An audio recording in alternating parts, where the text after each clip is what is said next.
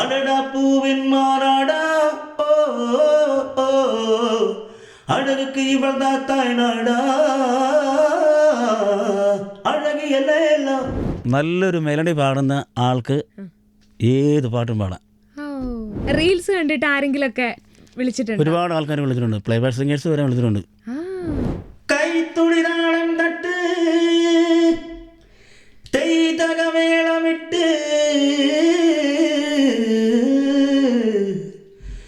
വാ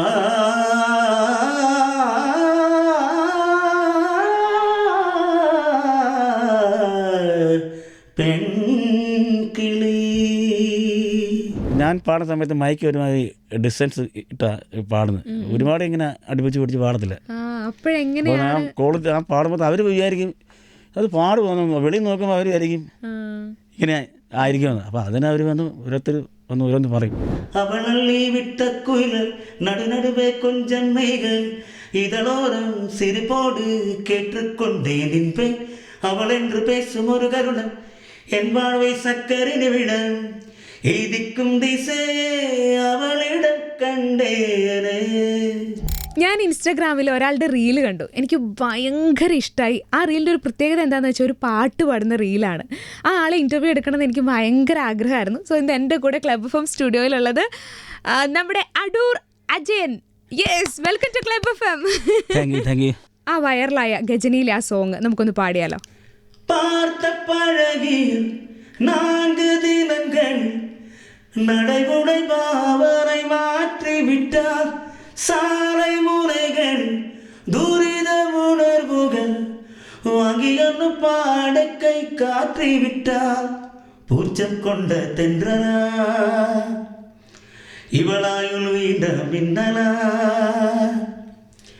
உனக்கேற்ற ஆளாக என்னை மாற்றிக்கொண்டேனே ஒவ்வொரு மாலை இளவையில் நேரம் அழகான இளையுதிர் காலம் சற்று தொலைவிலே அவள் முகம் பார்த்தேன் அங்கே தொலைந்தவன் நானே சற்று தொலைவிலே அவள் முகம் பார்த்தேன் அங்கே தொலைந்தவன் நானே அவள் அள்ளி விட்ட குயில்கள் நடுநடுவே கொஞ்சம் மெய்கள் இதழோரம் சிரிப்போடு கேட்டுக்கொண்டேன் நின்பேன் அவள் என்று பேசும் ஒரு கருணம் என் வாழ்வை சக்கரை நிமிடம் எய்திக்கும் திசையே அவளிடம் കണ്ടേനെ.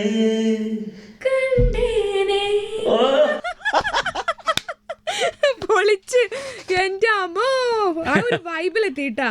ഈ ഗാനമേളയ്ക്കൊക്കെ പോയി പാടുമ്പോഴേ ഒരു ഭയങ്കര എനർജറ്റിക് ആണ് അല്ലേ? ഭയങ്കര ഒരു പെർഫോമൻസ് ഒക്കെ കാണുമ്പോൾ നമുക്ക് മനസ്സിലാവട്ടാ. ശരിക്കും ഫുൾ ടൈം സിംഗർ ആണോ? പിന്നെ സിംഗറാണ്. വേറെ എന്താ പ്രൊഫഷൻ അങ്ങനെ എന്തെങ്കിലും ഉണ്ടോ? വേറെ പ്രൊഫഷൻ എനിക്ക് കൂടുതലും ഞാൻ വർക്ക്, എനിക്ക് ടൈൽസിൻ്റെ വർക്കാണ്. അപ്പം കൂടുതൽ ഞാനിങ്ങനെ പൊടിയടിക്കാനൊന്നും അങ്ങനെ പോകത്തില്ല. പിന്നെ വർക്ക് എടുക്കുക, ചെയ്യുക, ജിപ്സം ബോർഡിൻ്റെ വർക്ക്, പുട്ടി വർക്ക്, ഇങ്ങനെയൊക്കെയുള്ള ഐറ്റങ്ങളാണ്. അത് ശരി. അപ്പം ഇപ്പം ഏകദേശം ഫുൾ ടൈം ചെയ്യുന്നത് സിംഗറായിട്ട് തന്നെ. Okay okay. എത്ര വർഷമായി ഈ പാട്ടിൻ്റെ മേഖലയിലേക്ക് വന്നിട്ട്? ഇപ്പോൾ ഏതാണ്ട് ഒരു 42-43 വർഷമാണ്. ഓ അത് ശരി. എന്ന് പറഞ്ഞാൽ ആളെ കണ്ടു കഴിഞ്ഞാൽ നിങ്ങൾ വിചാരിക്കും. അപ്പോൾ ഏകദേശം എപ്പോഴാണ് സ്റ്റാർട്ട് ചെയ്തേ? എനിക്കൊരു എൻ്റെ ഒരു 14-ാമത്തെ വയസ്സ് മുതലേ ഗാനമേളയ്ക്ക് പാടി തുടങ്ങിയതാണ്. 14-15 കറക്റ്റ് അത്രയായിക്കാണ്. സ്വന്തം നാട്ടിൽ? സ്വന്തം നാട്ടിൽ നല്ല സ്വന്തം നാട്ടിൽ.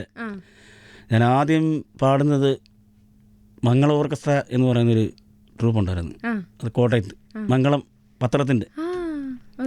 അന്ന് അതിനകത്ത് പ്രമുഖരായിട്ടുള്ള സകല മിമിക്സ് ആർട്ടിസ്റ്റുകളും ഉണ്ട്. ഞാൻ ആരുടെ പേരെടുത്ത് പറയുന്നില്ല. ആ കാലഘട്ടം മുതൽ പാടി തുടങ്ങിയ ഒരു പാട്ടുണ്ട്, അഴകിയലല്ല എന്ന് പറയുന്നൊരു പാട്ടുണ്ടായിരുന്നു. അതാണ് ആദ്യമായിട്ട് പാടുന്നത്? അതാണ് എൻ്റെ ഓപ്പണിംഗ് പാട്ട്. അതിപ്പോഴും ഞാൻ പാടുന്നുണ്ട് സ്റ്റേജിൽ. എന്നാ ഒന്ന് പാടിയാലോ? അഴകിയല്ല അവൾ ഇവളത് സ്റ്റൈല സന്തനമേയല്ല അവൾ മന്മത പുയല അടടാ പൂവിൻ മാറാടാ ഓ ഓ അഴകുക്ക് ഇവൾ தான் தாய்நாடா അഴകിയല്ല അവൾ ഇവളത് സ്റ്റൈല സന്തനമേയല്ല ഇവൻ മന്മത പുയല അടടാ പൂവിൻ മാറാടാ ഓ ഓ அழகுக்கு இவள் தான் தாய் நாடா.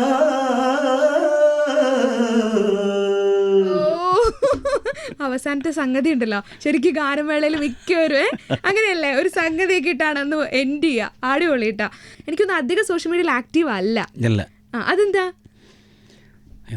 എനിക്ക് വലുതായിട്ട് താല്പര്യം ഇല്ലായിരുന്നു. പിന്നെ എൻ്റെ ഞാൻ പറഞ്ഞല്ലോ എൻ്റെ സിസ്റ്ററിൻ്റെ മോന് പുള്ളിയാണ് കാര്യങ്ങളൊക്കെ, അദ്ദേഹമാണ് എന്നെ ഇപ്പം ഇത് ഇവിടെ കൊണ്ട് നിങ്ങളുടെ ഈ ഫ്ലോറിൽ കൊണ്ട് എത്തിച്ചത്. അപ്പോൾ എനിക്കതിനകത്ത് ഏറ്റവും കൂടുതൽ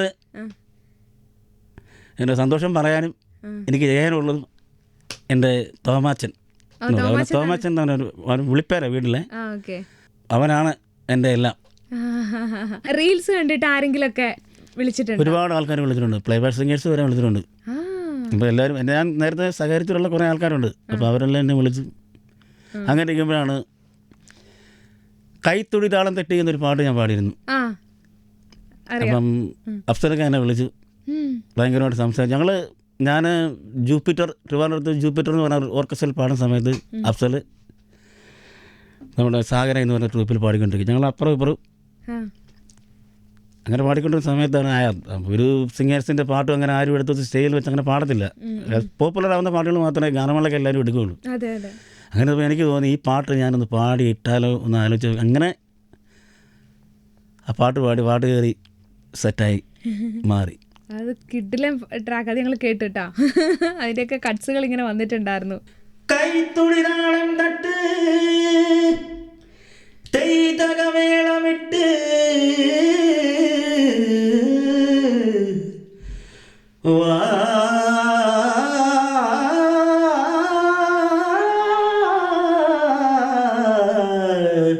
പെൺകിളി.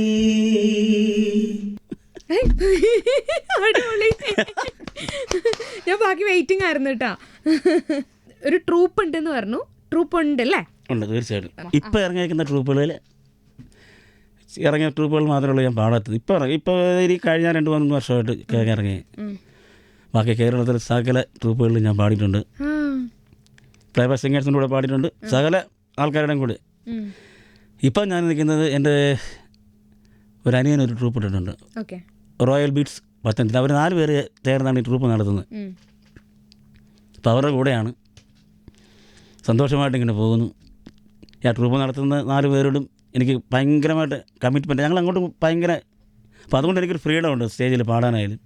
ഇനിയിപ്പം റോയൽ ബീറ്റ്സ് എന്ന് പറയുന്നത് ഈ കേരള സംസ്ഥാനം മൊത്തം ഒന്ന് സഞ്ചരിക്കട്ടെ, ഒരു ട്രൂപ്പായി മാറണേ എന്ന് പ്രാർത്ഥനയോട് ഞങ്ങളിങ്ങനെ അതിനുവേണ്ടി കഷ്ടപ്പെട്ട് ഇങ്ങനെ നടക്കുകയാണ്. അജയൻ ചേട്ടൻ്റെ വീട് അടൂരാണ്. അവിടെയുള്ള ഏരിയയിൽ മാത്രമാണോ നിങ്ങൾക്ക് ഈ ഒരു ട്രൂപ്പായിട്ട് പാടാൻ പോകുന്നത്, അതോ കേരളം മൊത്തം കവർ ചെയ്യുന്നുണ്ടോ? കേരളത്തിലെല്ലാം അല്ല, കാസർഗോഡ് മുതൽ കന്യാകുമാരി വരെ ഞാൻ പോകാറുണ്ട്. പിന്നെ തമിഴ്നാട്, തമിഴ് അവിടെ നിന്നെല്ലാം വിളി വരും. നമ്മൾ അത് ചെയ്യുന്നു. കേരളത്തിന് പുറത്തേക്കോ? കേരളത്തിന് പുറത്തൊന്നും ഞങ്ങൾ പോയിട്ടില്ല ഇതുവരെ. പോകാൻ ഇഷ്ടമാണ്. അപ്പോൾ നമ്മളിങ്ങനെ ഞങ്ങൾ ഈ 4-5 പേരെന്ന് പറഞ്ഞാൽ ഞങ്ങൾ ഇങ്ങനെ കാത്തു കെട്ടി ഇങ്ങനെ ഇരിക്കുകയാണ്. ഓക്കെ. ഒരു ഗാനമേളയുടെ ഒരു ഇൻകം അല്ലെങ്കിൽ ഒരു വരുമാനം എന്ന് പറയുമ്പോൾ ആക്ച്വലി നിങ്ങൾ ചെല്ലുന്നു, ഇപ്പം പല സിറ്റുവേഷൻസ് ഉണ്ടായിട്ടുണ്ട്. അതായത് ഗാനമേളയ്ക്ക് ചെല്ലുന്നതിന് ചിലപ്പം പൈസ പറഞ്ഞ പോലെ കിട്ടണമെന്നില്ല, അങ്ങനത്തെ സംഭവങ്ങളൊക്കെ ഉണ്ടായിട്ടുണ്ടോ? തീർച്ചയായിട്ടും. അപ്പോൾ അതെങ്ങനെ ഹാൻഡിൽ ചെയ്യുന്നത്? പൈസ കിട്ടാതെ നമുക്ക് ബാക്കിയുള്ളവരെ പിരിച്ചിടാൻ ഒക്കില്ലല്ലോ. ചിലപ്പം ഈ പൈസ നേരം ഇരിക്കുന്ന ആൾക്കാർക്ക് നമ്മൾ ചിലപ്പോൾ കേസുപരമായിട്ട് മൂവ് ചെയ്യും. അന്നേരം പോലീസുകാരൊക്കെ വന്നു കഴിഞ്ഞാൽ ചിലപ്പം അത് കിട്ടും. അല്ലെങ്കിൽ ചിലവർ ചില പാട്ടുകളൊക്കെ പാടാത്തതുകൊണ്ട് ചില ആൾക്കാർ ഉടക്കും. നമ്മുടെ അടുത്ത് കയറി അതെന്തും ഞങ്ങൾ പറഞ്ഞിട്ട് പാടിയില്ല ഇത്രയും. ഇപ്പം ഗാനമേള തീരാറാകുന്ന സമയത്തൊക്കെ ആയിരിക്കും വന്ന് ഇത് വന്ന് നമ്മളോട് പറയുന്നത്, ഈ പാട്ട് പാടാൻ പറ്റുമോ ചോദിക്കുന്നത്. അപ്പോൾ നമ്മൾ ഈ സമയം നോക്കും. പോലീസുകാരാണ് ഇപ്പോഴത്തെ. അവർ പറയും കറക്റ്റ് 8 മണിക്ക് ഉറങ്ങിക്കഴിഞ്ഞാൽ 9:30 അല്ലെങ്കിൽ 10 മണി മാക്സിമം, അതിനപ്പുറം പോകരുത്. അപ്പോൾ നമ്മൾ ആ ടൈം അനുസരിച്ച് ഇത്രയും 26 പാട്ട് അല്ലെങ്കിൽ 27 പാട്ട് നമ്മൾ പാടണം. അപ്പോൾ നമ്മളത് പാടിക്കൊണ്ട് നിർത്തിയിട്ട് പിന്നെ വീട് റിക്വസ്റ്റ് വരുമ്പോഴത്തേക്ക് നമുക്ക് ഭയങ്കര ബുദ്ധിമുട്ടാണ്. പിന്നെ പോലീസുകാർ നമ്മുടെ സമിതി നമ്മുടെ ഇതിൽ വെച്ച് ഒരു കേസ് എടുക്കും. അപ്പോൾ അത് ഒഴിവാക്കാൻ വേണ്ടി ചില വിട്ടുവീഴ്ചകളൊക്കെ നമ്മൾ ചെയ്യേണ്ടി വരും. അത് ഓഡിയൻസിനോട് പറഞ്ഞിട്ടോ അല്ലെങ്കിൽ കമ്മിറ്റിക്കാരോട് പറഞ്ഞിട്ടോ നമുക്ക് ഒന്നും ചെയ്യാനൊക്കത്തില്ല. അങ്ങനെയൊക്കെ ഒരുപാട് വിഷയങ്ങൾ വന്നിട്ടുണ്ട്. എനിക്കൊന്ന് പണ്ടത്തെ അത്രയും ഗാനമേളകൾ ഇപ്പം ഉണ്ടോ എന്നുള്ളത് പണ്ട് ഒത്തിരി സീസൺ ആയിട്ട് തന്നെ ഉണ്ടായിരുന്നു. ഗാനമേളകളുണ്ട്, പക്ഷെ അത് ശരിക്കും ഗാനമേള സീസണലാണോ? സീസണലായിട്ട് സീസൺ എന്ന് പറയുന്നത് നമ്മൾ ഫെബ്രുവരി മാർച്ച് ഫെബ്രുവരി മുതൽ ഇങ്ങോട്ട് തുടങ്ങുക. സീസൺ ഉത്സവങ്ങൾ തുടങ്ങുമല്ലോ, ജനുവരി ഫെബ്രുവരി മാർച്ച് ഏപ്രിൽ മെയ് വരെയുണ്ട്. ഈ 5 മാസത്തെ ഓട്ടേ ഉള്ളൂ. അത് കഴിഞ്ഞാൽ പിന്നെ റെസ്റ്റാ. അത് കഴിഞ്ഞാൽ പിന്നെ ഈ ഓണം സീസൺ, ഈ ഓണം കഴിയുമ്പോൾ അത് തീർന്നു കഴിഞ്ഞാൽ പിന്നെ ഫെബ്രുവരി മാർച്ച് മുതൽ കൊണ്ട് ഫെബ്രുവരി മുതൽ നോക്കിയാൽ മതി. അപ്പോൾ അല്ലാത്ത സമയത്ത് എങ്ങനെയാ വരുമാനം ചെലവ്? ഞാൻ പറഞ്ഞല്ലേ, നമ്മൾ ജോലിക്ക് പോകുന്നുണ്ട്, വൈഫിന് ജോലിയുണ്ട്, പിന്നെ വീട്ടുകാർ, അങ്ങനെ എല്ലാവരും ഉണ്ട്. ഏറ്റവും കൂടുതൽ ആൾക്കാർ ഗാനമേളയ്ക്ക് വിളിക്കുകയാണ് എങ്ങനെയാണ് വിളിക്കണേ? ഏത് ടൈപ്പ് ആൾക്കാരാണ് ഗാനമേളയ്ക്ക് കൂടുതൽ വിളിക്കുന്നത്? കല്യാണത്തിനാണോ, ഇപ്പോൾ ഈ ഉത്സവങ്ങൾക്കാണോ, പെരുന്നാളുകൾക്കാണോ? റിസപ്ഷൻ പോലെ, കല്യാണ പ്രോഗ്രാമിനൊക്കെ ഇഷ്ടം പോലെ ആൾക്കാർ വിളിക്കും. കൂടുതലും വിളിക്കുന്ന ഈ ഉത്സവ കമ്മിറ്റിക്കാരാണ്. എന്നെ ഒരുമാതിരി കേരളത്തിൽ അറിയപ്പെടുന്ന എല്ലാ ക്ഷേത്രങ്ങളിലും മിക്ക ആൾക്കാരും എന്നെക്കുറിച്ച് അറിയാം. അപ്പം അങ്ങനെ അവർ വിളിക്കും, നമ്മൾ റേറ്റ് പറയും, അത് കുറച്ച് തരണമെന്ന് പറയുമ്പോൾ നമ്മൾ അറിയാവുന്നവരായതുകൊണ്ട് നമ്മളത് കുറച്ച് കൊടുക്കും. അതിനകത്ത് നമ്മൾ മാനേജ്മെൻറ്റിന് അതിനകത്ത് ബുദ്ധിമുട്ട് വരുന്നത് ആ സമയത്ത്. ഇപ്പോൾ നമ്മൾ 2000 രൂപ 3000 രൂപ കുറച്ച് കഴിഞ്ഞാൽ ഒരാൾക്ക് കൊടുക്കാനുള്ള പൈസ തീരുക. അപ്പം അതിൻ്റെതായിട്ടുള്ളൊരു ഇത് വരാം അതിനകത്ത്. അജയൻ ചേട്ടൻ ഓർക്കുന്നുണ്ട് ഏറ്റവും കൂടുതൽ അംഗീകാരം കിട്ടിയ ഒരു മൊമെന്റ്? ഉണ്ട്. ഏതാ? ഞാൻ ഇപ്പോൾ ഈ കഴിഞ്ഞിറക്കി ഒരു പാട്ട് പാടി വിചായിരുന്നു. ഏത് പാട്ടാ? അന്യൻ എന്ന സിനിമയിലൊരു ഓശുകുമാരി എന്ന് പറയുന്നൊരു പാട്ടുണ്ട്. അപ്പോൾ ആ പാട്ട് ഞാൻ ഒരു സ്റ്റേജിൽ, ഒരു ഓഡിറ്റോറിയത്തിൽ കല്യാണത്തിന് പാടിക്കൊണ്ടിരുന്ന സമയത്ത്, ആ കല്യാണത്തിന് ആരോ, എനിക്കറിയത്തില്ല ആരൊക്കെ ഇരിക്കുന്നതെന്ന്, അപ്പോൾ അവർ വന്ന് എൻ്റെ അടുക്ക് കയറി വന്നു. ഞാൻ എൻ്റെ അടുത്ത് കയറി വന്നിട്ട് പറഞ്ഞു, എവിടെ വീടുന്നത്? ഞാൻ പറഞ്ഞു എൻ്റെ വീട് അടൂരാണ്, പോകാൻ നേരത്തെ കണ്ടിട്ടേ പോകാമോ എന്ന് പറഞ്ഞു. ഞാൻ പറഞ്ഞു ശരി, ഞങ്ങൾ വന്ന് കണ്ടോളാം, ഇവിടെ തന്നെ നിൽക്കണമെന്ന് പറഞ്ഞു. എന്നിട്ട് അവരങ്ങ് പോയി. നമ്മൾ എല്ലാ സ്റ്റേജുകളിൽ വെച്ച് നമ്മൾ പലരെയും കാണുന്നുണ്ട്. അവരൊന്ന് കണ്ടു. കല്യാണമെല്ലാം കഴിഞ്ഞപ്പോൾ എന്നെ വിളിച്ചു. എന്നോട് വിളിച്ച് പറഞ്ഞു, ഞങ്ങൾ ഇന്നതുപോലെ താങ്കളെ ഒരു സ്ഥലത്തേക്ക് വിളിക്കുന്നുണ്ട്, ഒന്ന് വന്ന് സഹകരിക്കണം എന്ന് പറഞ്ഞു. ഞാൻ പറഞ്ഞു ശരി, ഞാൻ വരാം. അങ്ങനെ എൻ്റെ ഫോൺ നമ്പർ വാങ്ങിച്ചിട്ട് പോയി. അവരവിടെ ചെന്ന് അവരെല്ലാം ആലോചിച്ച് കൂടിയിട്ട് അവരെന്നെ വിളിച്ചു. എന്നെ വിളിച്ചിട്ടുണ്ട്, അടുത്ത മാർച്ച് 10-ാം തീയതി സിംഗപ്പൂരിലേക്ക് ഒരു പ്രോഗ്രാമിന് പോവുക. പറയാണ്ടിരിക്കായിരുന്നു കള്ളൻ. അല്ല, വെളിയിലോട്ട് അങ്ങനെ നമ്മൾ പോയിട്ടില്ലല്ലോ. അങ്ങനെ ഒരു ഏറ്റവും വലിയൊരു ചാൻസാണ് എനിക്ക് കിട്ടിയിരിക്കുന്നത്. അത് മിക്കവാറും പോവാന്ന് ഞങ്ങളുടെ ബാൻഡ് സഹിതേ പോകത്തുള്ളൂ. റോയൽ ബീഡ്സ് ആയിരിക്കും പോകുന്നത്. കിട്ടില്ല വോയിസ് ആണ് കേട്ടോ. Thank you. അടിപൊളി വോയിസ്. ആരുടെയെങ്കിലും വോയിസ് കേട്ടുള്ള സാമ്യം അങ്ങനെ ആരെങ്കിലും പറഞ്ഞിട്ടുണ്ടോ? നമ്മൾ ലൈവ് പാടും. നമുക്ക് ഈ ഗാനമേള എന്ന് പറയുന്നത് ഒരു മിമിക്രിയാണ്. ഇപ്പം ദാസേട്ടൻ പാടിക്കുന്ന ഒരു പാട്ട് പാടുമ്പോഴത്തേക്ക് അത് ദാസേട്ടൻ്റെ സൗണ്ട് വന്നില്ലെങ്കിൽ ഓഡിയൻസ് പറയും, അത് നിങ്ങൾ പാടി ശരിയായില്ലോ, അത്രയും വന്നില്ല എന്ന് പറയും. എന്ന് പറയുന്ന പോലെ പല ആൾക്കാർ പാടി വെച്ചിരിക്കുന്ന പാട്ടുകൾ നമ്മൾ പാടുമ്പോഴത്തേക്ക് എന്തായാലും ചെറുതായിട്ടൊരു ഇമിറ്റേറ്റിംഗ് ഉള്ളതാണ് ഗാനമേള. അത് ശരി. ഓക്കെ, ഈ ഗാനമേള പാട്ട് പാടുന്ന കൂട്ടത്തിൽ ലൈവായിട്ട് ഡാൻസ് ഒക്കെ കളിക്കോ? തീർച്ചയായിട്ടും. ലൈവ് ഫീൽ കൊടുക്കൂല്ലേ? പിന്നെ ഇപ്പോൾ നമ്മുടെ ഇപ്പോൾ കേരളത്തിൽ മൊത്തം ഇങ്ങനെ പാട്ട് പാടാൻ പോകുന്നുണ്ടെന്ന് പറഞ്ഞു, അതായത് ഓൾ കേരള. അപ്പം ഏറ്റവും കൂടുതൽ ഏത് സ്ഥലത്ത് നിന്നാണ് വിളിക്കണേ?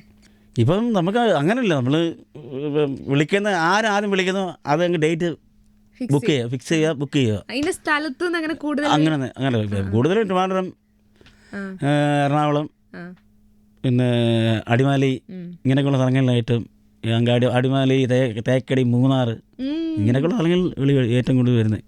ഓക്കെ, പോയി പൊളിച്ച് അടിപൊളിയായിട്ട് എൻജോയ് ചെയ്ത ഒരു മൊമെന്റ് ഓർക്കുന്നുണ്ടോ പാട്ടുപാടി? എനിക്കൊരു കൂട്ടുകാരനുണ്ടായിരുന്നു. അന്ന് ഞാൻ ട്രാക്സ് എന്ന് പറയുന്ന ഒരു സമയത്തിൽ പാടിക്കൊണ്ടിരിക്കുന്ന സമയമാണ്. ട്രാക്സ് എന്ന ട്രൂപ്പാണോ? ട്രൂപ്പ്. ട്രിവാൻഡ്രത്ത് റൂമിൽ. അതിൻ്റെ തലേദിവസം ഞങ്ങൾ നടത്തിയ ഒരു പ്രോഗ്രാം ഉണ്ടായിരുന്നു. അന്ന് ഞങ്ങൾ രണ്ടുപേരും ശരിക്കും ഷൈൻ ചെയ്തു സെറ്റ്. ആൾക്കാർ മൊത്തം വന്ന് ഞങ്ങൾ കെട്ടിപ്പിടിച്ച് പൊതിഞ്ഞ് പോകുന്ന ഒരു സ്റ്റേജ് ഉണ്ടായിരുന്നു. അത് കഴിഞ്ഞിട്ട് ഇപ്പോൾ റോയൽ ബീഡ്സിൽ അത് തന്നെ സംഭവിച്ചുകൊണ്ടിരിക്കുകയാണ്. ആൾക്കാർ ഏറ്റവും കൂടുതൽ വന്ന് പിടിച്ചു മാറ്റി നിർത്തി സംസാരിക്കുന്ന ഒരു സെറ്റപ്പിലേക്ക് എത്തിയിരിക്കുക റോയൽ ബീഡ്സ്. ഇങ്ങനെ ഒരു മൊമെന്റ് ആഗ്രഹിച്ചല്ലേ ജീവിതത്തിൽ? പിന്നെ തീർച്ചയായിട്ടും നമ്മൾക്ക് ഒരാൾക്ക് വേണ്ടി മാത്രം ഒരു പാട്ട് പാടി തൃപ്തിപ്പെടുത്താൻ പറ്റും. അപ്പോൾ എല്ലാവർക്കും അറിയാവുന്ന രീതിയിലുള്ള പാട്ടുകൾ നമ്മൾ സെലക്ട് ചെയ്ത് പാടുന്നത് പറയുന്നത് അതിലൊരു ബെനിഫിറ്റ് ഉണ്ട്. ഇപ്പോഴത്തെ നടക്കുന്ന പുതിയ പാട്ടുകൾ കൊള്ളത്തില്ലെന്നല്ല, അതൊന്ന് കേട്ടോ അതെങ്ങനെ മാറിപ്പോവുക. ഞാൻ പറഞ്ഞില്ലേ, ഞാൻ പാടി വെച്ചിരിക്കുന്ന വൈറലായ പാട്ടെന്ന് പറഞ്ഞു കഴിഞ്ഞാൽ ഒരു കാലഘട്ടത്തിൽ അത് പാട്ട് സിനിമ മാത്രം കണ്ടിട്ടുള്ളൊരു ഇതേ ഉള്ളായിരുന്നു. അങ്ങനെയാണ് ആ ഒരുമാതിരി പാട്ട് ഞാൻ എടുത്ത് വെച്ച് പാടുന്നത്. അങ്ങനെ അത് കയറി, അതാരും അങ്ങനെ പാടിയിട്ടുമില്ല. അങ്ങനെയാണ് ആ പാട്ട് കയറി വൈറലാകുന്നത്. സത്യം. പ്ലേബാക്ക് സിംഗറാണ് എന്നൊക്കെ പറഞ്ഞു. സിനിമയിൽ പാടിയിട്ടുണ്ടോ? ഒരിക്കലും ഇല്ല. ഇല്ല. സിനിമയിൽ പാടാൻ വേണ്ടി ട്രൈ ചെയ്തിട്ടുണ്ടോ? ഒത്തിരി ആൾക്കാരോട് ചോദിച്ചിട്ടുണ്ട്. അതൊന്നും നമുക്ക് പറയേണ്ട കാര്യം, അതൊക്കെ നമുക്ക് പറഞ്ഞു കഴിഞ്ഞാൽ ചിലപ്പോൾ നമുക്കത് ഫീൽ ചെയ്യും. നമ്മളിവിടെ വന്നേക്കുന്ന ഒരു എൻജോയ്മെൻറ്റ് സെറ്റപ്പിന് വേണ്ടിയാണ് നമ്മളിവിടെ വന്നേക്കുന്നത്. അങ്ങനെ നമ്മൾ അങ്ങനെ നമുക്ക് വലിയ ആഗ്രഹമൊന്നുമില്ല. എങ്കിലും നിങ്ങൾ ചോദിച്ചതിന് ഉത്തരം ഞാൻ പറയാണ്. ഒരുപാട് ആൾക്കാരോട് ചോദിച്ചിട്ടുണ്ട്. പക്ഷേ അവർ ചില പാട്ടിൻ്റെ ചില ആൾക്കാർ ട്രാക്ക് പാടാൻ വേണ്ടി വിളിച്ചിട്ടുണ്ട്. അപ്പോൾ നമ്മളങ്ങനെ പോയി കോറസ് പാടാൻ വിളിക്കും. ചില സിനിമകൾ പാട്ടുള്ള കാശ് വാങ്ങിക്കുക പോലും അത്രയേ ഉള്ളൂ. അല്ലാതെ നമുക്ക് സ്ട്രൈറ്റ് ആയിട്ടൊരു പാട്ട് തരാൻ ഇതുവരെ ആർക്കും കഴിഞ്ഞിട്ടില്ല. അവർ കഴിഞ്ഞാത്തതുകൊണ്ടല്ല, അവർ എന്തോ ദൈവത്തിൻ്റെ സംഭവിക്കുന്നില്ല. ഷജൻ ചേട്ടൻ എന്തായാലും നോക്കിക്കോ, മുന്നോട്ട് എപ്പോഴെങ്കിലും വിളിക്കും. കാരണം അത്ര ഹിറ്റായിട്ടാണ് പാട്ട്. പൊന്നായിരിക്കട്ടെ. അതങ്ങനെ തന്നെ ആവുമെന്ന് വിചാരിക്കാം. ഇല്ല, കാരണം അത്രയും കിടിലൻ സിംഗറാണ്, അത്രയും കിടിലൻ വോയിസാണ്, ഇത്രയും ഓപ്പൺ ആയിട്ടാണ് പാടുന്നത്. ഭയങ്കര ഓപ്പൺ ആയിട്ട് നമ്മളൊക്കെ എൻജോയ് ചെയ്ത്. എനിക്കൊന്നു അജയ് ചേട്ടൻ അങ്ങനെയല്ലേ പാടുന്നത്, എൻജോയ് ചെയ്തല്ലേ പാടുന്നത്. തീർച്ചയായും ലിറിക്സ് ഒക്കെ മനസ്സിലാക്കി അല്ലേ. അപ്പോൾ നമ്മളൊരു പാട്ട് എടുക്കുമ്പോൾ അതിൻ്റെ ഫീല് നമ്മളത് മനസ്സിലാക്കണം. ഞാനൊരു പാട്ട് എടുക്കുന്ന സമയത്ത് ഇപ്പോൾ വിഷ്വൽ കണ്ടിട്ട് നമ്മൾ ആ പാട്ട് നോക്കുമ്പോൾ നമുക്ക് കറക്റ്റായിട്ട് ഫീൽ മനസ്സിലാകും. ഇതിങ്ങനെ ഈ ടൈപ്പിലാണ് ഇത് പാടിയിരിക്കുന്നുള്ളൂ. അപ്പോൾ വിഷ്വൽ ആ പാട്ടിൻ്റെ വിഷ്വൽ മൊത്തം കണ്ടു കഴിയുമ്പോൾ നമുക്ക് ഓട്ടോമാറ്റിക്കായി ലിറിക്ക് വായിൽ വരും. നമുക്ക് 2-3 പ്രാവശ്യം കേട്ട് കഴിയുമ്പോൾ. അതാണ് ഈ പാട്ടിൻ്റെ സെലക്ഷൻ ഒക്കെ എങ്ങനെയാണ്? അതായത് ഇപ്പം നമ്മളൊരു പുതിയ പാട്ടോ ഒരു പഴയ പാട്ടോ എടുക്കുക, ഞങ്ങൾ റോയൽ ബീറ്റ്സിന് ഓർക്കസ്ട്രക്കാർക്ക്, കേരളത്തിലുള്ള ഓർക്കസ്ട്രക്കാർ കംപ്ലീറ്റും അവരൊന്ന് ആലോചിക്കും. അല്ല, ഒരാളുടെ ഇഷ്ടത്തിനല്ല ഒരു പാട്ട് എടുക്കുന്നത്. അപ്പോൾ അവർ ചോദിക്കുക ഇങ്ങനെ ഈ പാട്ട് പോവുമോ ഒന്ന് ചോദിക്കുമ്പോൾ എടുത്തേക്കാം എല്ലാവരുടെ ഒറ്റ സ്വരത്തിലൊക്കെ പറയുമ്പോഴത്തേക്ക് പിന്നെ ആ പാട്ട് ഓപ്പൺ സ്റ്റേജിൽ മസ്റ്റ് പോയിരിക്കും. ഏത് ലാംഗ്വേജ് ഒക്കെ ഏതാണ് കൂടുതലും നോക്കുക? ഞാൻ തമിഴ് പാടിയത് കേട്ടു, തമിഴ് പാടും, ഹിന്ദി പാടും, മലയാളം പാടും. നമുക്ക് ഇന്ന ഭാഷയൊന്നുമില്ല. ഇപ്പോൾ തന്നെ കന്നഡ, തെലുങ്ക് ഇപ്പോൾ ഒന്നും കിടക്കുന്നില്ലേ. അപ്പം അങ്ങനെയൊക്കെ ആകുമ്പോൾ ഞാൻ ഒരിക്കലും കന്നഡ പാട്ട് പാടിയിട്ടില്ലേ. പിന്നെ തമിഴ്, മലയാളം, ഹിന്ദി ഒക്കെ പാടും. ഏത് ടൈപ്പ് പാട്ട് പാടാനാണ് ഇഷ്ടം? എനിക്ക് തമിഴ് പാട്ടിനോട് ഞാൻ കൊച്ചിലെ മുതൽ പാടി തുടങ്ങിയത് തമിഴ് പാട്ടാണ്. മലയാളം പാട്ട് നല്ല വൃത്തിയായിട്ട് പാടും, ഹിന്ദി പാട്ടും നല്ല വൃത്തിയായിട്ട് പാടും. അതുപോലെ ഈ എന്താ പറയുക, ഭയങ്കര ജിൽ നിൽക്കുന്ന പാട്ടുകളാണോ ഇഷ്ടം, അതൊരു മെലഡി? ഞാൻ ഒരു കാര്യം പറയാം, നല്ലൊരു മെലഡി പാടുന്ന ആൾക്ക് ഏത് പാട്ടും പാടാം. മനസ്സിലായേ? നല്ലതായിട്ട് ഇപ്പം മധുരം ജീവാമൃതബിന്ദു ഹൃദയം പാടും ലയസിന്ദു, മധുരം ജീവാമൃതബിന്ദു, ഇത്തരം പാടുന്ന ഒരാൾക്ക് അപ്പടി പോട് പോട് പാടാൻ പറ്റും, സൂപ്പറായിട്ട് പാടാൻ പറ്റും. മനസ്സിലായില്ലേ? അപ്പോൾ അത് ഏത് ടൈപ്പും ഒരു നല്ല മെലഡി പാടാൻ പറ്റിയ ഒരാൾക്ക് നല്ല ഇറുത്തേക്ക് ഏത് പാട്ട് വേണമെങ്കിലും പാടാം. ഓ, അടിപൊളി. ഈ പണ്ടൊക്കെ നമ്മൾ ഗാനമേള എന്ന് പറയുമ്പോൾ വണ്ടിയിൽ ഇങ്ങനെ ബാനറൊക്കെ വെച്ച് ഒട്ടിച്ച് ഗാനമേള ട്രൂപ്പിന്റെ പേരൊക്കെ എഴുതി പോകുന്നത് കണ്ടിട്ടുണ്ട്. പക്ഷെ ഇപ്പൊ എനിക്ക് തോന്നുന്നു അങ്ങനെ ഉണ്ടോന്ന് എനിക്കറിയില്ല. ഇപ്പോഴും അങ്ങനെ ഉണ്ടോ?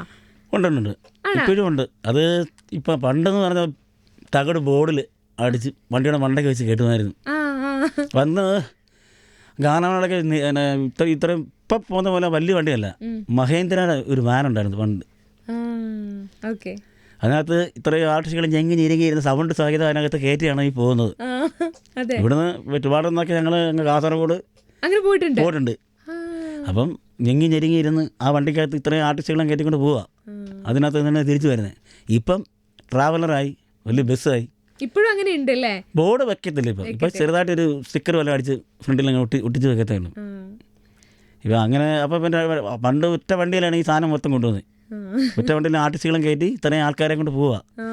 ഇപ്പോൾ 2 വണ്ടിയിലാണ് വരുന്നത്. സൗണ്ട് ഒരു സെപ്പറേറ്റ് ഒരു വണ്ടി, ആർട്ടിസ്റ്റുകളെല്ലാം ഒരു വണ്ടിയിൽ. ശരിയാട്ടാ. അപ്പോൾ എനിക്കതൊക്കെ ഇങ്ങനെ ഓർമ്മയിൽ വന്ന് പണ്ടത്തെ ആ ഒരു ഗാനമേള ഒക്കെ പോകുന്നത്, അതൊക്കെ ഭയങ്കര രസമല്ലായിരുന്നു. അതുപോലെ ഇപ്പം പേരെന്ന് പറയുന്ന അടൂർ അജയൻ എന്നാണ്, സ്ഥലപ്പേര് കൂടിയിട്ടാണ് പേരിട്ടിട്ടുള്ളത്. അപ്പോൾ ഇതുപോലെ പല സെലിബ്രിറ്റീസും അല്ലെങ്കിൽ മെയിൻ കലാകാരന്മാരൊക്കെ എടുക്കുകയാണെങ്കിൽ അവർ ഈ സ്ഥലപ്പേരിടുന്നൊരു സംഭവമുണ്ട്. അങ്ങനെ തന്നെ ഇട്ടതാണോ അജയൻ ചേട്ടനും? അടൂർ അജയൻ എന്ന് പറഞ്ഞാൽ വേറെ ഒത്തിരി ആൾക്കാരുണ്ട്. പക്ഷേ ഈ അടൂർ അജയൻ പാട്ടുകാരൻ എന്ന് പറയുന്നത് അവിടെ ഒറ്റ ഒരാളേ ഉള്ളൂ, അത് ഞാൻ മാത്രമേ ഉള്ളൂ. എന്നെ വന്ന് അടൂർ വന്ന് തിരക്കിയാൽ എൻ്റെ വീട്ടിലെ ഒരു ഓട്ടോറിക്ഷക്കാരായാലും നീ ആരാന്ന് പറഞ്ഞാലും അജയൻ്റെ പാട്ട് പാടുന്ന അജയൻ്റെ വീട്ടിൽ പോകണം എന്ന് പറഞ്ഞു കഴിഞ്ഞാൽ തീർച്ചയായിട്ടും അവരോട് കൊണ്ടുപോകണം എന്ന് പറഞ്ഞാൽ അതുപോലെ ആണ് ഞാനോട്. പോളി. അജയൻ ചേട്ടാ, നമുക്ക് നിങ്ങൾ ഗാനമേളയ്ക്കൊക്കെ പാടാൻ പോകുമ്പോൾ ഒരു എന്താ പറയുക റെമ്യൂണറേഷൻ അല്ലെങ്കിൽ കിട്ടുന്ന ഒരു എമൗണ്ട് എന്ന് പറയുന്നത് എത്രയാണ്? അജയൻ ചേട്ടൻ കുഴപ്പമില്ലേ പറഞ്ഞാൽ മതി. അതെങ്ങനെയാണ് നിങ്ങൾക്ക് ബാലൻസ് ചെയ്യാൻ പറ്റുന്നത്? അതെ, ഇപ്പം ഞാൻ മോളിപ്പോൾ പറഞ്ഞതിൻ്റെ ഇത് വെച്ച് ഞാൻ പറയുകയാണെങ്കിൽ ഒരു ഗാനമേളയ്ക്ക് പോയി കഴിഞ്ഞാൽ 85,000 രൂപ അല്ലെങ്കിൽ 90,000 രൂപ മാക്സിമം. അത് സൗണ്ടിൻ്റെ പൈസ ഒരു 50,000 വാട്സ് വെക്കുന്നത് അവർക്ക് 45 അല്ലെങ്കിൽ 46 50 രൂപ കൂട്ടിക്കും. ഈ ബാക്കി ഇത്ര പൈസയ്ക്ക് വേണ്ടി വേണം ഈ വണ്ടിയും ഈ ആർട്ടിസ്റ്റുകളും പിരിച്ചു വിടാൻ. അപ്പോൾ അതിനകത്ത് കണക്ക് കൂട്ടി നോക്കിയാൽ എത്ര രൂപ വെച്ച് ഒരാൾക്ക് പേയ്മെൻറ്റ് വീഴുമെന്നുള്ളത്. അല്ലെങ്കിൽ നമ്മൾ ഗസ്റ്റ് പോകുന്ന സമയത്ത് നമുക്ക് പൈസ വാങ്ങിക്കാം. ഒരു 2,500 രൂപ അല്ലെങ്കിൽ 3,000 രൂപ ഒരു ആർട്ടിസ്റ്റിന് കിട്ടും. അല്ല നമ്മൾ ഗസ്റ്റായിട്ട് വല്ല പ്ലേ ബാക്ക് സിംഗേഴ്സിൻ്റെ കൂടെയൊക്കെ പോകുകയാണെങ്കിൽ നമുക്ക് 10 രൂപ അല്ലെങ്കിൽ 15 രൂപ നമുക്ക് ചോദിച്ച് വാങ്ങിക്കാൻ പറ്റും. നമ്മൾ വിളിച്ച് ചോദിക്കും. നമ്മൾ സ്ഥിരമായിട്ട് ഒരു സമയത്ത് നിൽക്കുന്ന സമയത്ത് ഇത്ര പേയ്മെൻറ്റേ ഉള്ളൂ. അതാ ഞാൻ മുമ്പ് പറഞ്ഞത്, പിരിച്ചു വിടാൻ പെടുന്നത് പാടുപെടുന്നത് മാനേജ്മെൻറ്റാണ്. ചില രീതികൾ ചില സ്റ്റേജിൽ ഞാനും പൈസ വാങ്ങിക്കാൻ പോയിട്ടുണ്ട്. എന്ന് പറഞ്ഞാൽ ഓരോരുത്തർ കൊടുക്കാനില്ല വന്നപ്പോഴത്തേക്ക് ഞാൻ പറഞ്ഞു നിങ്ങൾ കൊടുത്തോ, പിന്നീട് എനിക്ക് തന്നാൽ മതി എന്ന് പറഞ്ഞിട്ട് ഞാൻ പോയിട്ടുണ്ട്.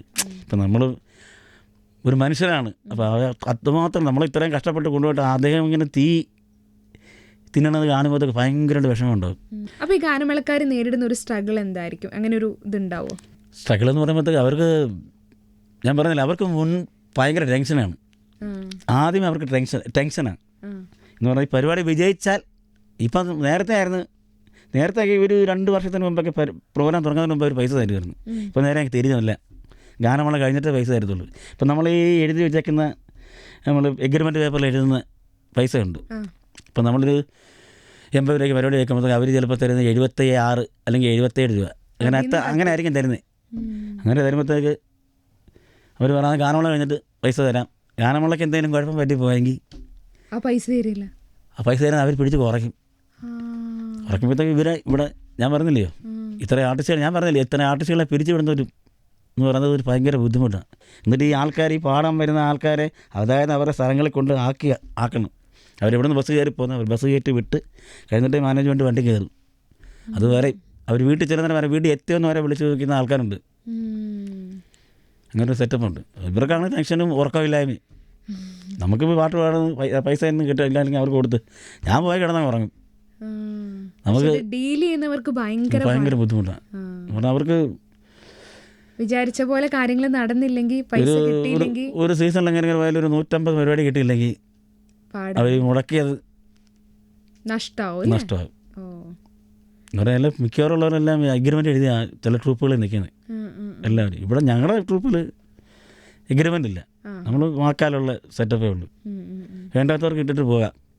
അങ്ങനെ ഒരു കടമ്പിടുത്തമൊന്നുമില്ല നമുക്ക്. അതിപ്പോ റീൽസ് ഇറങ്ങിയതോടുകൂടി ഒത്തിരി വിളി കൂടിയിട്ടുണ്ട്. അപ്പോൾ ഇനി ഒത്തിരി റീൽസ് ഇറങ്ങാനുണ്ട്, ഞങ്ങളൊക്കെ വെയിറ്റിംഗ് ആണ്. അപ്പോൾ ഇതുപോലെ പാടുന്നു, കട്ട്സുകൾ ഇടുന്നു, വൈറലാവുന്നു. അപ്പോൾ അജയൻ ചേട്ടൻ ആഗ്രഹിച്ചാൽ ഒത്തിരി സിനിമയിലും ഒക്കെ പാടാൻ പറ്റട്ടെ. അതുപോലെ തന്നെ ഇപ്പോൾ ഞാനൊരു കോളേജ് കുട്ടികളുടെ ഒരു കാര്യം, കോളേജിലൊക്കെ പോയിട്ടുണ്ടോ പാടാൻ? ആണോ? പിന്നെ ഓരോരോ മെമ്മറി പറയാൻ പറ്റുമോ? തിരുവനന്തപുരത്ത് മഹാത്മാഗാന്ധി കോളേജിൽ ഞാനൊരു പ്രോഗ്രാമിന് ചെന്നു. അവിടെ കോളേജിൽ പിള്ളേരല്ലേ ചെന്നു. അപ്പോൾ അവിടെ ചെന്നപ്പോഴത്തേക്ക് ഞങ്ങൾ അകത്ത് കയറി. അപ്പോൾ അവിടെ ടെന്നീസ് കോർട്ട് ഇതുണ്ട് അതിനകത്ത്, ഓഡിറ്റോറിയം പോലെ ഉള്ള. അപ്പോൾ ഞാനവിടെ ചെന്ന് ഞങ്ങൾ നോക്കിയപ്പോൾ മൊത്തം വിജയ് ഫാൻസ്, സൂര്യ ഫാൻസ് ഇങ്ങനെ അട്ടിയടിക്ക് ഇങ്ങനെ ഒട്ടിച്ച് വെച്ചിരിക്കുക. അപ്പോൾ ഇവർ തന്നെയാണ് ഈ പ്രോഗ്രാം ബുക്ക് ചെയ്തത്, ഇവർ 2 പേരും തന്നെയാണ്.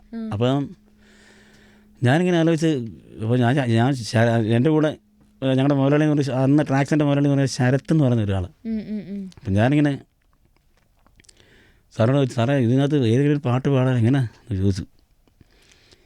നമുക്ക് അവരോട് ചോദിക്കാം എന്ന് പറഞ്ഞു. അപ്പോൾ അവർ പറഞ്ഞതുപോലെ അല്ലെങ്കിൽ വിജയുടെ പാട്ടും അല്ലെങ്കിൽ സൂര്യയുടെ പാട്ടും രണ്ടുകൂടെ നമുക്ക് ഒന്നിച്ചങ്ങ് പാടാം, ഒന്നിച്ച് കട്ട് ചെയ്യാതെ പാടാമെന്ന് പറഞ്ഞു. ഞങ്ങൾ അവരോട് ചോദിച്ചപ്പോൾ പറഞ്ഞു അങ്ങനെയെങ്കിൽ അങ്ങനെ പാടിയാൽ മതി എന്ന് പറഞ്ഞു. അപ്പോൾ അതിൽ ആരുടെ പാട്ട് ആദ്യം പാടണം എന്ന് ചോദിച്ചപ്പം അവർക്ക് രണ്ടുപേർക്കും വിഷയമല്ല.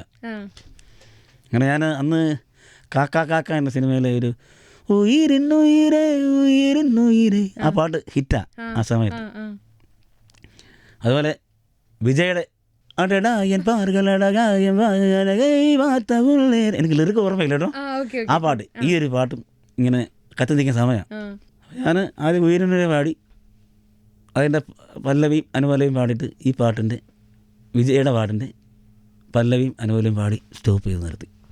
ആർക്കും ഇലയ്ക്കും മുള്ളിനും കേടില്ലാത്ത രീതിയിൽ ഞാൻ കൊണ്ടുവന്ന് എത്തിച്ച് വെച്ച് കൊടുത്തു. ഭയങ്കര കൈയടിയായിരുന്നു കോളേജ് പിള്ളേർ. പിന്നെ അങ്ങോട്ട് വെച്ചങ്ങ് തകർക്കുകയായിരുന്നു. അടിപൊളി. കോളേജിലൊക്കെ കിട്ടി അവര്. കോളേജിലൊക്കെ പ്രോഗ്രാം ചെയ്യുന്നത് പറഞ്ഞാൽ നമുക്ക് ഒന്നാമത്തെ കാര്യം ഭയക്കണം. ഈ കഴിഞ്ഞിടയ്ക്ക് രജനീകാന്തിൻ്റെ ഒരു ശിവാജി എന്ന് പറയുന്ന സിനിമയിൽ ബല്ലയിലക്ക എന്ന് പറഞ്ഞൊരു പാട്ടുണ്ട്. ഞാനൊരു കോളേജിൽ പാടിക്കൊണ്ടിരിക്കുക. കോളേജ് പിള്ളേരവിടെ ചാടി കയറി വന്നു.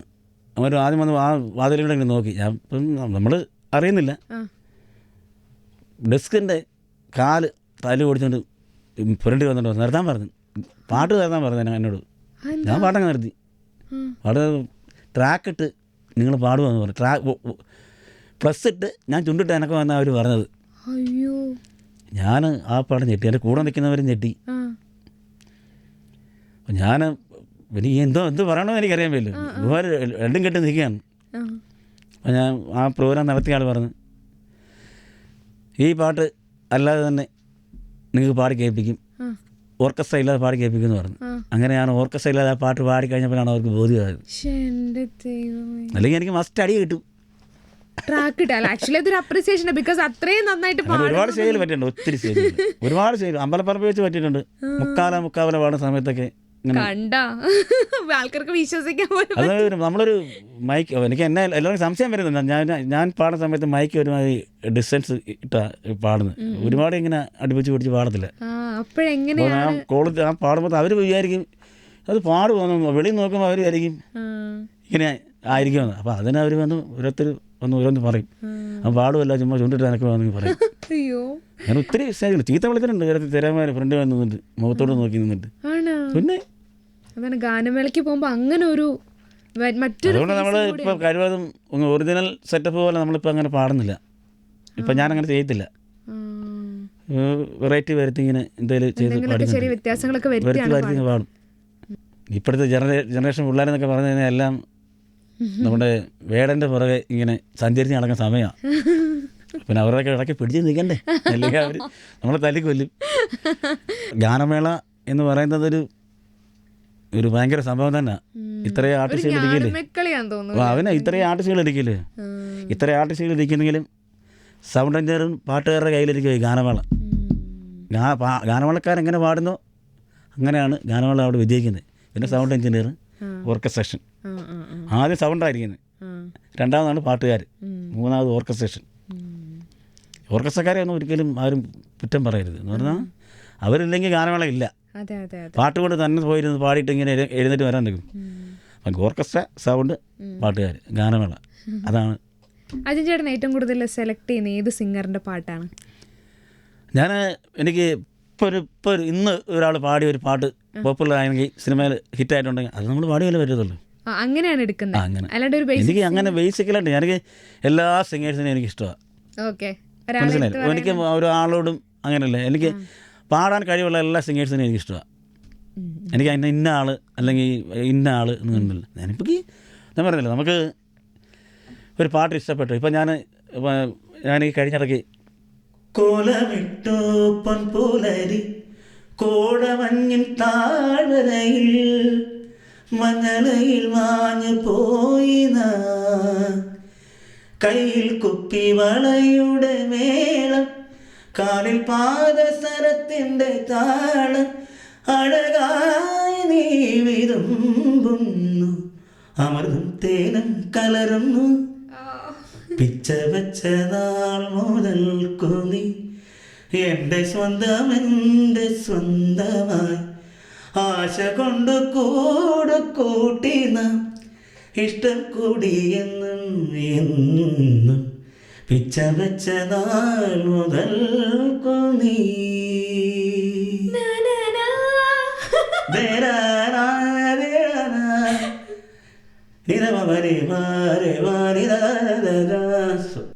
മറന്നുപോയി. അതായത് അജയൻ ചേട്ടാ, ഇപ്പം നിങ്ങൾക്ക് പാട്ട് അനുസരിച്ചിട്ടാണോ റെമ്യൂണറേഷൻ കിട്ടുന്നത്? അതായത് ഇപ്പോൾ ഇപ്പോൾ 5 പാട്ട് സെലക്ട് ചെയ്യുന്നു അങ്ങനെയാണോ, അതോ ഒരു പാക്കേജ് ആയിട്ടാണോ? അപ്പോൾ നമ്മളൊരു 26 മണിക്കൂറാണ്. അപ്പോൾ എന്താ 2.5 മണിക്കൂറിനകത്ത് ഇത്ര പാട്ട് പാടണമെന്നുണ്ട്. അപ്പോൾ ഇത്ര സിംഗേഴ്സ് 5 സിംഗേഴ്സാണ്. ചിലപ്പോൾ അതിനകത്തൊരു 5 പാട്ട് കാണും, ചിലപ്പോൾ ഒരു 4 പാട്ട് കാണും, ചിലപ്പോൾ ഒരു പാട്ടേ കാണത്തുള്ളൂ. അത് നമ്മൾ പാടി ഇറങ്ങി പോരും. അപ്പോൾ ഈ ഏറ്റവും കൂടുതൽ ഈ ഗാനമേളയ്ക്ക് വരുന്ന ആൾക്കാർ ഫാൻസുകാരാണ്. അപ്പോൾ ഇവർ ഡിമാൻഡ് ചെയ്യുന്നത് എന്താ? അവർ ഡിമാൻഡ് ചെയ്യുന്ന പറഞ്ഞാൽ ഏറ്റവും കൂടുതൽ ഇപ്പോൾ വിജയ് ഫാൻസ് ആയാലും സൂര്യ ഫാൻസ് ആയാലും രജനി ഫാൻസ് ആയാലും അജിത്തിൻ്റെ ഒക്കെ ഫാൻസ് എന്ന് പറഞ്ഞാൽ അങ്ങോട്ട് പോയി ഒരുപാട് സൈഡിലോട്ട് പോയി കഴിഞ്ഞാൽ മൊത്തം അജിത്താണ്. അവിടെ നമുക്ക് ഞാൻ പറഞ്ഞത്, അപ്പോൾ നമുക്ക് അവരുടെ ഓരോ ഫാൻസുകളുണ്ട്. അപ്പോൾ അവർ ഇത്ര പാട്ട് പാടണം അല്ലെങ്കിൽ ഇത്ര പാട്ട് പാടണം. അപ്പോൾ അവരുടെ പാട്ടുകൾ നമ്മൾ സെലക്ട് ആക്കി വരുമ്പോൾ ചിലപ്പോൾ തമിഴ് സിംഗറിന് പാട്ട് കൂടും, ചിലപ്പോൾ ഹിന്ദി സിംഗറിന് അല്ലാതെ പാട്ട് കൂടും, മലയാളം പാട്ട്. അതുപോലെ ഇങ്ങനെ വിളിക്കുവാണെങ്കിലേ, അതായത് ഇപ്പം നമ്മളിപ്പോൾ ഉത്സവങ്ങൾക്ക് അല്ലെങ്കിൽ പറഞ്ഞ കല്യാണത്തിനൊക്കെ വിളിക്കുകയാണെങ്കിൽ അവർ എന്താ പറയുന്നത്, ടൈമാണ് ഇത്ര ടൈം ഉണ്ടാവണം എന്നാണോ പറയണത്, അതോ ഇത്ര പാട്ടുകൾ വേണമെന്നാണോ പറയുന്നത്? പണ്ട് മുതൽ 2.5 മണിക്കൂറാണ് ഗാനമേള വെക്കുന്നത്. 2.5 മണിക്കൂർ മസ്റ്റായിട്ടുണ്ട്. ചില സമയത്തൊക്കെ അത് ചില ആൾക്കാരുടെ ഇരിപ്പ് ഇതനുസരിച്ച് ചില 3 മണിക്കൂറാകും. അത് നമ്മൾ ചില പാട്ടുകൾ ഇങ്ങനെ ചില റിക്വസ്റ്റ് വരുന്ന സമയത്ത് നമ്മൾ പാടിപ്പോകും. ചെയിൻ സോങ് കൂടെ പാടി കഴിയുമ്പോൾ കറക്റ്റ് 2.5 മണിക്കൂറാണ് ഗാനമേളയുടെ ഒരു ടൈം എന്ന് പറയുന്നത്. ഓക്കെ ശരി. അടൂർ അജയൻ എന്ന ഈ പാട്ടുകാരൻ്റെ ഡ്രീം എന്താണ്? എനിക്കൊരു ആഗ്രഹം ഉണ്ടെന്ന് പറഞ്ഞു കഴിഞ്ഞാൽ എനിക്കൊരു സിനിമയിൽ പാടണം. മനസ്സിലായി? എനിക്ക് വലിയ ആഗ്രഹങ്ങളൊന്നുമില്ല.